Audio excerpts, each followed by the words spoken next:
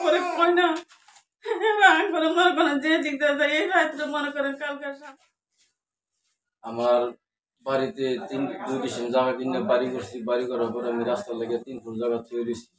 হওয়ার পরে মনে করেন তারা ইটের সোলিং বসাইছে 8 ফুট, পশ্চিম থেকে পূর্ব দিকে আছে 8 ফুট জায়গা, আর পূর্ব থেকে আমার ঘর ভেঙে দেওয়া লাগে রাস্তা নিবে 12 ফুট।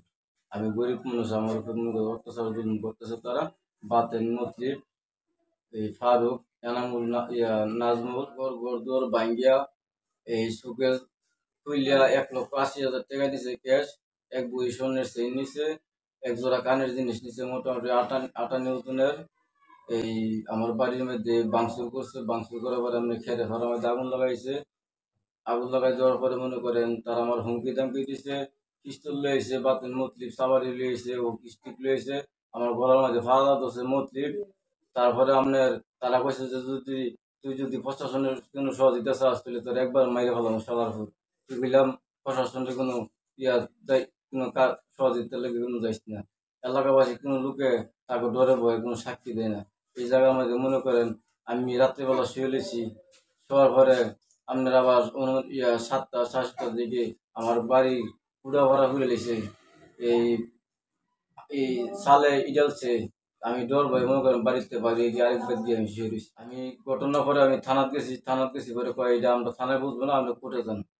কোর্টে গেছি, কোর্টের মধ্যে একটা আর্জি করছি। আর্জি করার পরে এই আমি জিনিসটা যারা এই ঘটনা ঘটেছে বাতিল মুসলিম তারা, আমি যাবো বিচার চাই, আইনের কাছে আমি সহযোগিতা চাই। তারা মামলা করার পরে মনে করেন তারা আমার এই উপরে নির্মম ভাবে অত্যাচার করতেছে। রাস্তাঘাটে আমার হুমকি দামকি দিতেছে, আমার পোলাবাইন দিয়ে বাজার নিয়ে আটকাই দিতেছে, ঘুষি মারতেছে। তারপরে মনে করেন আমার এই বাড়িঘর ভাঙচুর করতেছে। এখন মনে করেন বাড়ির থাকার মতন কোনো পরিবেশ নাই। এখন আগুন লাগাই দিছে, মায়ের দূর করছে, দূর বেঙ্গালাইছে, আমার গলার চেইন আসলো, কানেকটা আসলো, তারা লয়ে গেছে আবার যাইয়া আগুন লাগাই দিছে।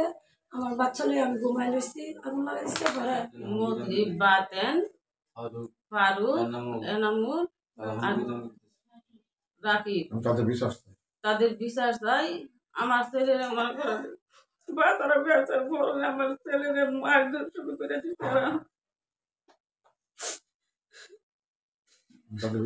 আমি তাদের বিচার চাই। আমরা গরিব এলাকার কোনো লোকের কোনো কথা আমার করে কয় না করে মনে করেন যে দিকটা যায় এই রাত্রে মনে করেন কালকার সমস্ত রাত্র আঙ্কর এটা হচ্ছে আমরা একটু ঘুমাইতে পারছি না। মনে করেন ডরে মনে করেন আমরা আরেক বাড়ি গিয়ে মনে করেন কি রয়েছি। মানে আমাদের কাছে প্রশাসনের কাছে আমরা বিচার চাই। বিচারটুকু আপনারা যথেষ্ট পরিমাণ করে দিবেন।